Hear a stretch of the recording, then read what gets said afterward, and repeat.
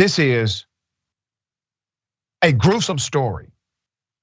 A former CIA officer who pleaded guilty to drugging and sexually assaulting 26 women is now trying to back out of the plea agreement, okay? He is claiming that he could not have done these horrible things because he has erectile dysfunction. Now that's what he's saying. Now he did plead guilty. He said, yeah, I did it. And now he's saying he's not guilty of it. His name is Brian Jeffrey Raymond, all right? He was arrested October 9th, 2020 in California as reported by the Daily Beast. This has a lot of twists and turns. Let's go down the rabbit hole.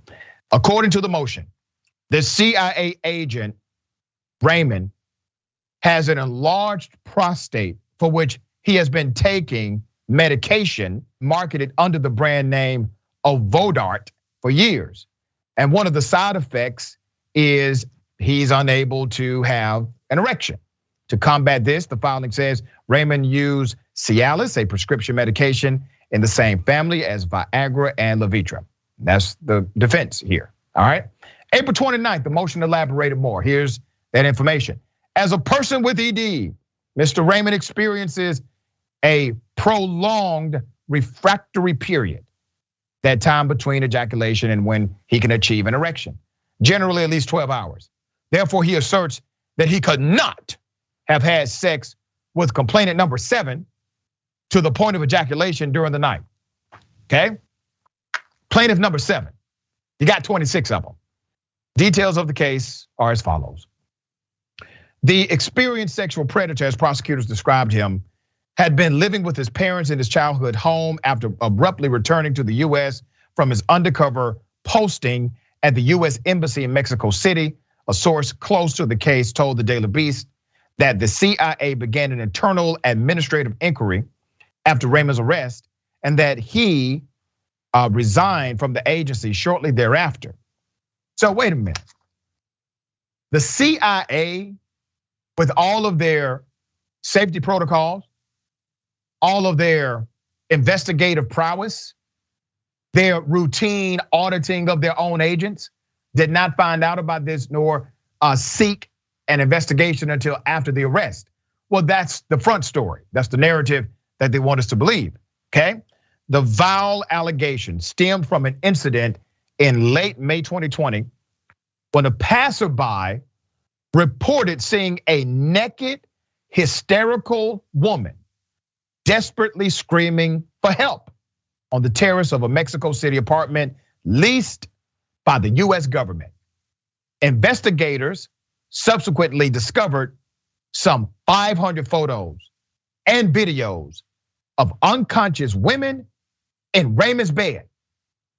Prosecutors said he could be seen in various shots, holding open the women's eyes, waving their limp arms and legs around, or putting his fingers in their mouths to show that they are indeed passed out cold. According to the report, Raymond initially admitted to these episodes, but after one Mexican national went into a great deal about how she was drugged and violated, he disputed her version of the story. I gotta say it. I gotta say it. There's no way this exists in a silo. It's just no way possible. You gotta think about this. This individual working for the CIA who's living on government property, an undercover clandestine agent, literally sexually assaulting and raping women by the loads. We have 26 that we know of. Based on the statistics of those that report sexual assault, that's a fraction of those that he actually raped, assaulted, and violated in this manner. This is a problem. All right, Adrienne, thoughts on this case? You're absolutely right that this is just a drop in the bucket in terms of these women that came forward. The vast majority do not. And so to think of all the women he violated, how many women he also violated, abusing his power, working for the CIA. This isn't a one-off. These kind of things, this is behavioral. This is who this person is. And also now to see them say, I have erectile dysfunction. Well, a lot of men who commit sexual assaults aren't necessarily completely hard. They also may be flaccid. And so the thought is that we have to realize that this is about power. And this individual, despite being in a position of power in our society by virtue of being in the CIA, they still sought more domination and being able to embarrass women, to humiliate them. That is what turned him on. And I really hope that he ends up in handcuffs for the rest of his life because he's a dangerous person. Yeah, extremely dangerous. And you got to realize he passed the background checks. He passed the lie detector test.